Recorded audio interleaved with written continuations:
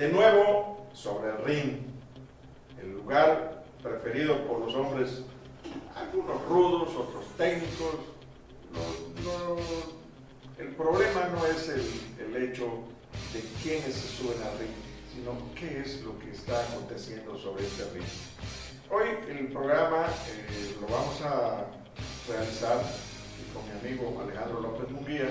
Este es el quinto programa que tenemos sobre el cuadrilátero de los centros de poder.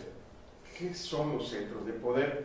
Si lo analizamos políticamente, pues tenemos que hablar de personas, porque son los que realmente manejan esta situación.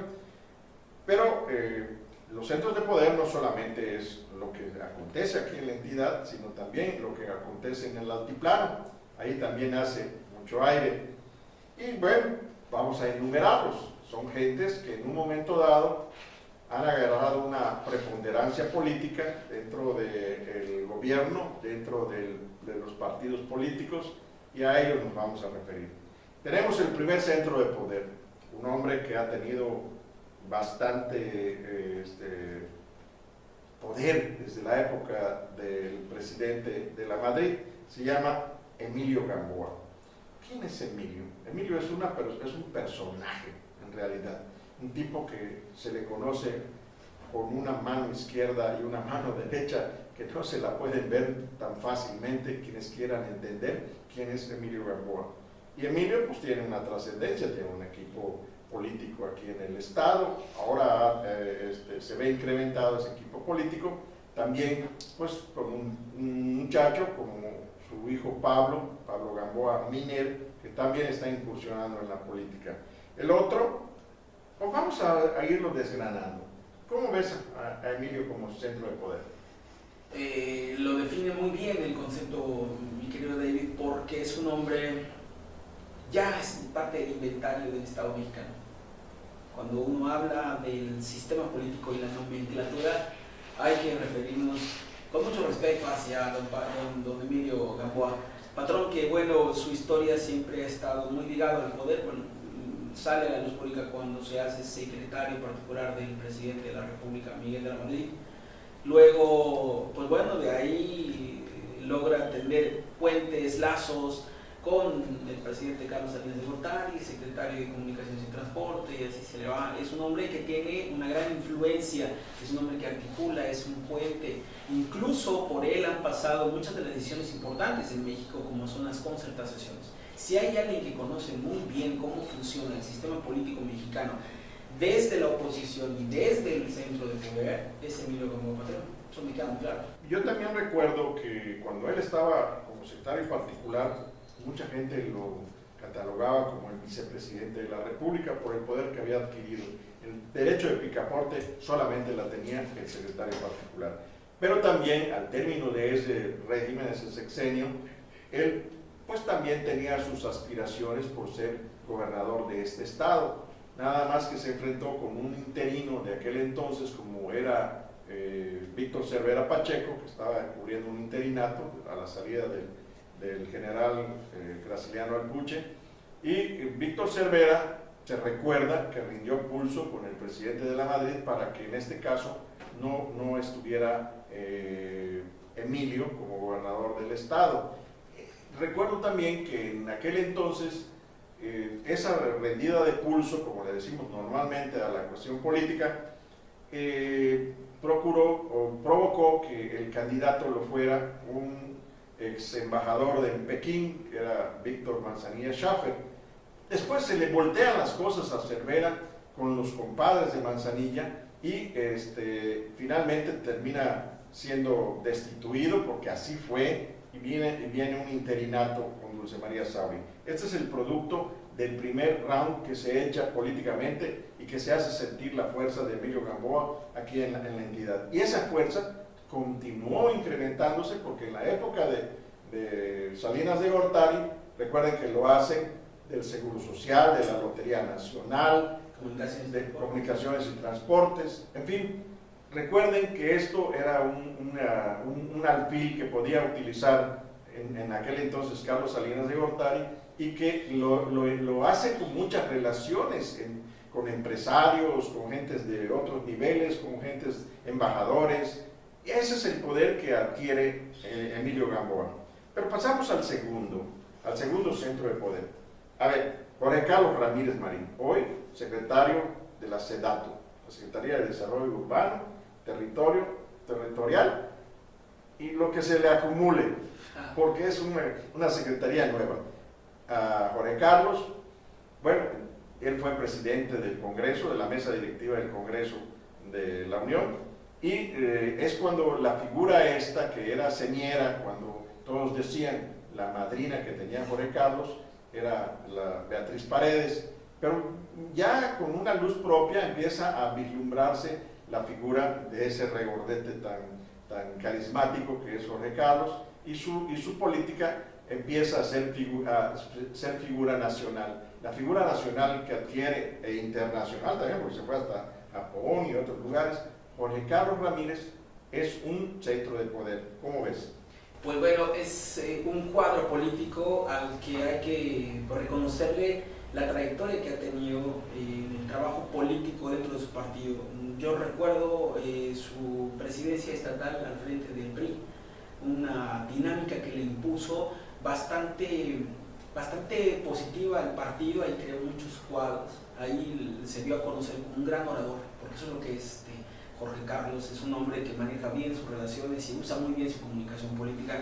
Nos dio muchísimo gusto verlo a nivel nacional, pues bueno, presidir la mesa directiva y hacerlo de verdad con honores, bien reconocido incluso por el entonces presidente Felipe Calderón, y muy amigo del exsecretario de Gobernación que murió en un accidente aéreo, Frank Mora.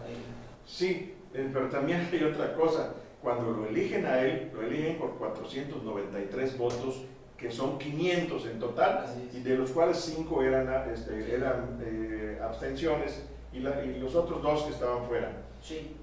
Todo esto, tú dices, bueno, ¿de dónde saca él esa unidad, esa unanimidad, por así decirle, que no en su totalidad, pero sí una unidad de los partidos que se andaban de las greñas en el Congreso?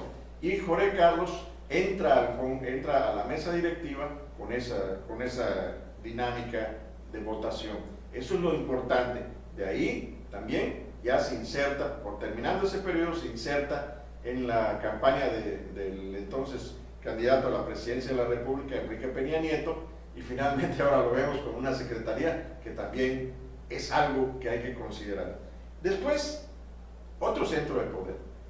Una mujer carismática, luchona, entrona, expresidenta municipal de su pueblo, de Temul, diputada estatal, diputada federal, senadora por repechaje, si hay que decirlo, pero también, y después viene como candidata donde dices, bueno, ¿y por qué? A la gubernatura de su estado. Gana y recupera la gubernatura del estado para su partido, el Partido Revolucionario Institucional, se la gana al PAN, cuando el gobierno federal era del PAN, el gobierno estatal estaba Patricio Patrón del PAN, el Congreso del Estado estaba también copado totalmente, con mayoría del PAN, la presidencia municipal de Mérida era panista, y gana esa elección. Después viene su quinquenio, 5 años, 2 meses, y Ivonne Ortega se hace de una carrera política bastante polémica, por así decirlo, pero al mismo tiempo popular. Ahora es otra cosa el populismo, una carrera política popular, vamos a decirlo con honestidad. ¿Qué es lo que realmente está pasando? Que hoy por hoy es amiga del presidente de la República, lo demostró desde el primer instante, y después la hacen secretaria general del PRI. ¿Cómo ves? Veo, Ivonne Ortega Pacheco es un fenómeno que llegó para quedarse. Fue la única que pudo levantar al priismo en momentos en los que estaba en la lona. Nadie creía, 20 puntos abajo porcentuales, hizo un trabajo muy fino. La verdad, nadie conocía a fondo los alcances de Ivonne Ortega, pero cuando empezamos a verla ya en acción, la verdad es que fue esa gran líder que el partido en ese momento necesitaba, y que hoy, cuidado, no lo decimos para el PRI, lo decimos para el PAN y para los otros partidos.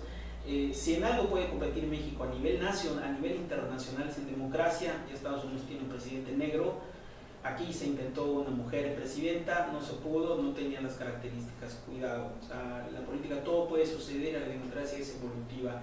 Lo que sí me queda muy claro es que Ivonne Ortega es amada por todo el priismo nacional, y me refiero a la militancia, que es la que mueve realmente el voto. Es una mujer que, bueno, le da jugada a todos, es una mujer que se sabe expresar, que sabe allegarse el sentimiento. Fue una gobernadora muy apegada al pueblo, y es una mujer que en tiempos muy difíciles, cuando que también todavía se le extraña, ¿no? Se le extraña mucho por la gente del pueblo, pero bueno, a lo que voy es que tuvo un periodo difícil, porque el presidente Felipe Calderón pues sí fue canijo con ella, muchos recursos. Sí, se veían los encontronazos que habían en las giras presidenciales aquí en el estado. Sí, y ella supo sacar adelante, y hoy le deja a Yucatán obras importantes como es el Malecón Internacional, el Museo de la Civilización Maya, la revitalización del centro histórico, que hoy lo presume, por ejemplo, el Alcalducho en Mérida que tenemos.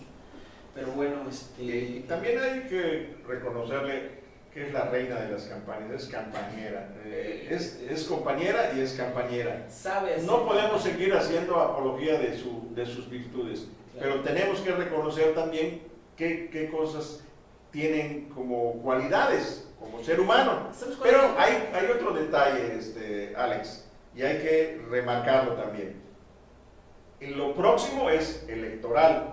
Y ella ha estado a nivel nacional, de lugar en lugar, buscando, y recuperó Cancún, sí, que era un emporio perredista. Sí, wow. Y lógicamente ella sabe cuáles son los caminos del gato, por dónde transitar y qué hacer. Oaxaca igual, era demasiadamente complicado. Solo un detallito en el caso de Ivonne, ha sufrido muchas traiciones. Mucha gente que estaba con ella la ha traicionado. Digo, y eso en política se sufre y se padece, porque lamentablemente la política, y hablo de todos los partidos políticos, hay un veletismo producto de la ambición desmedida de políticos que no tienen principios. No voy a decir nombres, pero... Se ha perdido mucho la ideología. Así es, pero la lealtad y la amistad, eso debe de siempre prevalecer. Claro. Bueno, ahora aterricemos de los centros de poder nacional a los centros de poder local. Aquí nada más le vemos a dos. Sí. Yo veo, bueno, en el caso especialísimo de un exgobernador, que fue de un corto periodo, pero que ha tenido esa mano izquierda, a lo mejor es una mano derecha, pero vamos a hablar de la mano izquierda, Federico Granja Ricalde. Federico, pues es un exgobernador, tiene un equipo político, los ha sabido acomodar a sus entes, siempre están presentes en todos lados, y los impulsa, los va maiciando, no los deja solos, es la verdad. Para ser político tienes que saber con quiénes, no puedes hacerlo solo, tienes que hacerlo con las gentes que están, bueno, en tu equipo, se están rajando el lomo, haciendo tramoya, haciendo muchas cosas, pero en política, cuidado, no puedes descuidar a tu equipo. También la cosa especialísima, que no lo podemos dejar fuera, que aunque está en el altiplano, tiene un cargo público, es su procurador de la República, se llama Cleominio Soreda Novelo, y Cleominio es un tipo que no es de un gran equipo, pero tiene muy buenas amistades, Manuel Fabio Beltrones, gentes como esas, y ha sabido armar tejer su red. ¿Y cómo es a Cleominio? Con un gran potencial, es un hombre que, bueno, su prestigio siempre lo ha vestido, es un hombre decente, es uno de los pocos políticos que destacan por su decencia. Y bueno, sí, efectivamente no tiene un equipo propio amplio, que sea vasto, y eso creo que ha sido en perjuicio de él, pero es un hombre que tiene ese prestigio, y eso viste. Ha trabajado con varios gobernadores también, sí, no, y él le sirvió a Manuel Fabio en el Senado, sí, excelentemente. Fue 5 años, durante todo el tiempo que le duró su sí, senaduría, fue el secretario de la mesa directiva ahí en el Senado de la República. El presidente de la República lo ve bien, ¿eh? Porque incluso cuando... Lógico, se tienen que hacer amigos. Y ahora le da un cargo de cierta relevancia, ¿no? Bueno, Y ahora aterricemos al centro de poder verdadero en el Estado, Rolando Zapata Bello. ¿Cómo ves? don Rolando Zapata Bello. Yo creo que está creciendo mucho la gubernatura. Para aquellos que pensaban que le quedaba grande, no es así. La verdad es que está dando muestras de esa gran madurez política que le asiste a todo político profesional. Porque bueno, hemos visto cada político fracasar. Yo lo comparo, por ejemplo, con Patricio Patrón Laviada, que llegó con un capital político impresionante y a los pocos meses nos demostró que tenía chetos en el cerebro. El alto vacío. El alto vacío. Con Rolando Zapata, y mira, ayer estuvimos, el presidente de la República estuvo aquí festejando el Día Internacional de la Mujer. Por cierto, felicidades a todas las mujeres. Creo que debemos sentirnos orgullosos. Arriba las mujeres. No, hay que se pongan donde quieran. Y la verdad es que fue un evento donde el presidente de la República se sintió tan a gusto que decidió venir a festejar el Día Internacional de la Mujer a Yucatán, como un reconocimiento al trabajo muy decente, de buen nivel político que está haciendo Rolando Zapata. Mantener al Estado seguro no es cualquier cosa. Mantener al Estado con posibilidades de crecimiento tampoco es poca cosa, y mantener el Estado con una estabilidad democrática tampoco es poca cosa. Cuando uno habla de la operación de un sistema político donde existen más ventajas que desventajas, siempre se menciona Yucatán, y qué bueno que hoy lo hace el presidente reconociéndole el trabajo a Rolando Zapata Bello. Pero estamos hablando de los centros de poder. En este caso, Rolando es un operador también político. Antes de ser gobernador y todos los cargos que había tenido anteriormente, tejió una red en todo el estado, en los municipios, en las comisarías, en la ciudad de Mérida, en los comités distritales.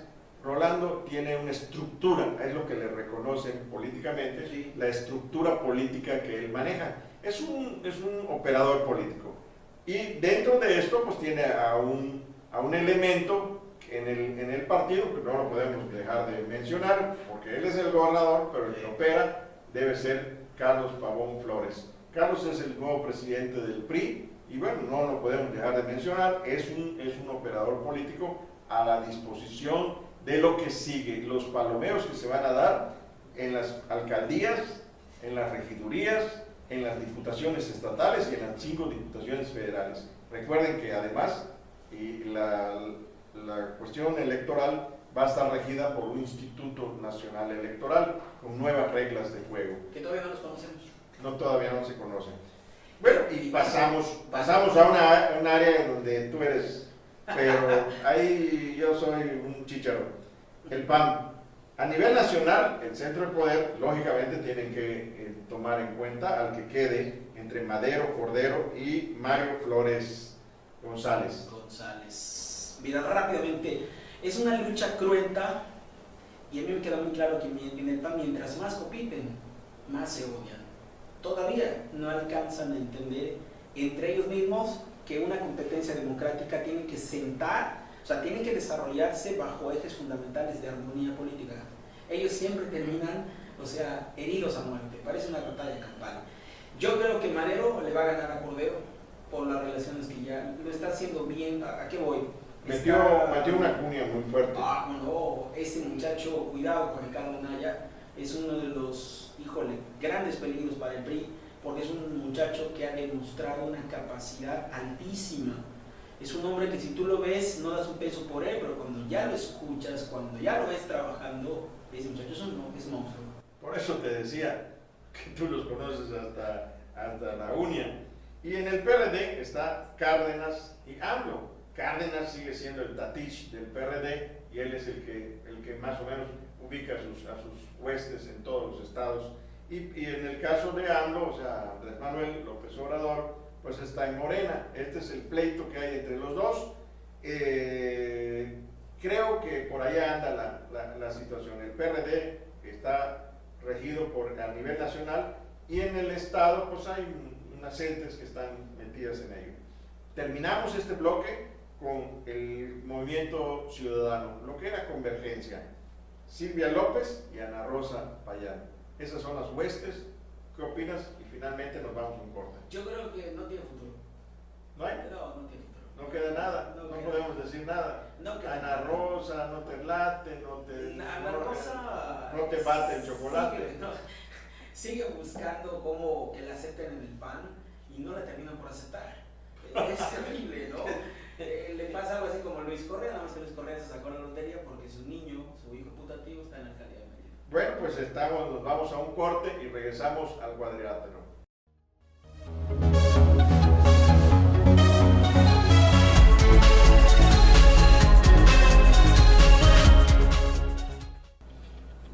Bajen la butaca, la cubeta, ajustense bien los guantes, estamos sobre el ring en cuadrilátero. Este bloque va dedicado, con todo respeto, a una televisora que pues, se decía que era la mamá, el papá y de todos los pollitos, Televisa, y su contraparte, el ingeniero Carlos Slim Helu, que también le quiere meter diente a esa parte. El hombre más rico del mundo en ciertos momentos, Slim, ha luchado como un poder tras el trono de muchas cosas, pero en esta ocasión la presidencia de la República está sentando sus bases y lo está haciendo abriendo 2 nuevas televisoras a cielo abierto, y esto conlleva una serie de dificultades para la misma empresa Televisa, a la que le han puesto más restricciones. En este caso, Alejandro, ¿cómo va ese pleito?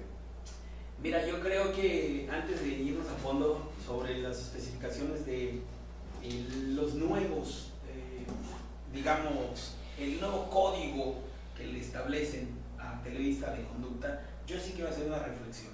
Se decía que Televisa fue el papá de Peña Nieto que lo creó, que lo llevó a la presidencia de la República. Con eso Andrés Manuel López Obrador impulsó su campaña y así nacieron otros grupos como el Grupo 132, mismo el PRD. La verdad es que con esto nos demuestra el presidente Enrique Peña Nieto que es un hombre muy inteligente porque les está callando la boca. Esto es decirle a Televisa, ya no tienes el monopolio, brother. O sea, ya no vas a poder hacer lo que quieras. ¿Cómo le dijiste, brother? Bueno, ¿te acuerdas que Ernesto Zedillo sí le dijo, no? Brother. Entonces, bajo esa perspectiva, lo que tenemos que darle es la verdadera dimensión. El presidente Enrique Peña Nieto le está dando durísimo, un golpe muy duro a su tutor mediático. Con ello está callando bocas. Sí, es un mensaje para López Obrador, es un mensaje para los perredistas, es un mensaje para toda aquella ciudadanía que de repente decía que con Peña Nieto Televisa iba a ser Dios, iba a hacer lo que quisiera. No, de hecho la reforma de telecomunicaciones va dirigida era un candidato de cartón ad hoc para recuperar la presidencia de la República, que 12 años la tuvo el PAN. Así es. Y bueno, finalmente, pues sí es cierto, Peña Nieto como gobernador del Estado de México tuvo una relevancia, y hasta se decía que habían dineros del Estado de México metidos en ello. Y también se decía que Azcárraga, el dueño de Televisa, estaba apostándole directamente a Peña Nieto. Se decía muchas cosas, sí. Pero ahora vamos a estar viendo otros panoramas. La reforma, esto que le pusieron ayer no es una multa, es simplemente decirle a Televisa, estas son las nuevas reglas de conducta que vas a tener que obedecer. Tiene que ver con la gran reforma de telecomunicaciones que, consensada entre los partidos políticos, PAN, PRI, PRD, fíjate, fue de las pocas reformas en el que todos los partidos estuvieron de acuerdo. Quitarle el monopolio, el poder monopólico a Televisa y, ¿por qué no?, también a Carlos Slim. Porque recordemos que ahorita los Juegos de Invierno, los Juegos Olímpicos de Invierno, los tuvo en exclusiva Carlos Slim. No los pudo transmitir ni Televisa ni TV Azteca. De hecho, aquí en Yucatán, una de las televisoras que lo transmitió fue Canal 13 local. Entonces, bajo ese punto... Los de invierno. Sí, los de invierno, hace una semana. Entonces, aquí el punto son nuevas reglas. Y bueno, tú mencionabas hace un momentito las exclusivas y los derechos. ¿A qué se refiere esto? Por ejemplo, Televisa transmite los juegos de liguilla del fútbol mexicano y dice, el que la quiere ver es aquí. Hoy no. Hoy le establecen que la tiene que compartir, no regalar, la tiene que compartir. Es decir, cualquier empresa, cualquiera que tenga derechos televisivos, puede acceder a ello con un precio que no lo va a fijar Televisa, lo fija la comisión. Incluso, David, puede llegar el caso de que si no tienen estudios de grabación, Televisa se los renta. Pueden acceder a sus instalaciones. A las antenas, que no se podía antes, ¿no? Así es, a las antenas, a los escritorios, a los camarógrafos, a las cámaras, a los aires acondicionados. A los artistas. A los artistas. Los artistas eran prácticamente cuando firmaban con Televisa, esclavos de Televisa. Sí. Bueno, esto está en la Conseja Popular, pero también sabemos que eso sucedía, los vetos que se hacían y todo. ¿Cómo va a quedar eso? No sé, no lo entiendo, hasta hoy no lo logro entender. Bueno, leí lo que es este nuevo código de conducta hacia Televisa, no establece mucho todavía eso, lo que sí habla de contratos públicos y transparentes, para que todos puedan saber exactamente cómo se van esos acuerdos entre la televisora Televisa y sus pares, ya sean menores, ¿no? Y en este caso estamos hablando de que ahí existe pues un pequeño problemita entre el Grupo Carso, el Grupo Inbursa. Es que este tipo de situaciones, David, viene a trastocar muchos intereses. A final de cuentas esto ya era un entramado con el que vivimos todos los mexicanos. Y las cableras. Es correcto. Porque ahorita ya sé, de hecho las cableras tenían convenios con Televisa y con TV Azteca y con todo, y ahorita las cableras están, ¿por dónde vamos? ¿Qué vamos a hacer? Se nos quitan esto y ya Televisa está tomando acciones porque se le consideraba un producto monopólico. Sí. Entonces, ahorita ya está, no solamente lo que está en el aire, la televisión abierta, sino también la televisión de cable, las cableras están teniendo ese tipo de problemas. Sí. Pero ¿cómo va a quedar? Bueno, eso lo sabremos finalmente, ¿no? Muy bien. Y claro, pasaremos entonces final a este bloque, a la visita del presidente Enrique Peña Nieto a la entidad, aquí a Yucatán. Estuvo el día de viernes para festejar, para inaugurar un edificio que está exclusivo para la mujer, en conmemoración al Día Internacional de la Mujer. ¿Qué es eso? ¿Qué está sucediendo allá? Yo creo que es un logro para el gobierno de Rolando Zapata el hecho de que el presidente haya elegido venir a celebrar el Día Internacional de la Mujer e inaugurar uno de los centros, el 11º centro de justicia para la mujer. Y bueno, a final de... Se traba la gaviota. Sí, como no, y además echó un speech bien padre, ¿no? Sí. Cuando dice, créanme, quiero decirles Perdón que... por lo de gaviota, América Rivera. La primera dama de México. Entonces, el presidente le dice, yo quiero que escuchen a mi esposa. Y le cede el micrófono y ella dice, quiero decirles que mi esposo confía en la mujer. Tanto es así que en la familia somos 6 y le echamos un montón. Y la risa, pero es súper padre, ¿no? Y luego dice, lo cumple adentro y también cumple afuera. Es un hombre que, por lo que puedo ya entender, está creciendo, David. Ayer yo lo vi y el hecho de que, mire, tomó el micrófono y él fue el moderador. No hubo moderador. Eso rompe un protocolo. Completamente, porque además interactuó con la gente, con las mujeres. Hubo una mujer incluso que los hizo sudar. ¿Sí? Sí, cuando agarra y dice, señor presidente, muchísimas gracias por su apoyo, yo lo felicito al gobernador, felicito a don Felipe Cervera Pacheco, que se confunde. Todo, el presidente no compra la jugada. Dice pero Felipe Cervera Hernández, ¿no? Debe ser, pero le ponen Felipe Cervera Pacheco. Es el cariño de la gente. El cariño de la gente. Ese es el punto. Y luego dice, pero le voy a explicar algo. Nosotros somos productores. En Sucacá estamos en un ejido. No hay agua porque no tenemos luz. Ya hicimos la petición a don Felipe.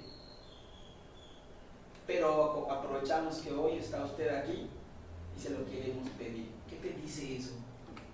Que no hay protocolo establecido, que no se leen las cartas antes de tiempo, que no se juegan cartas marcadas.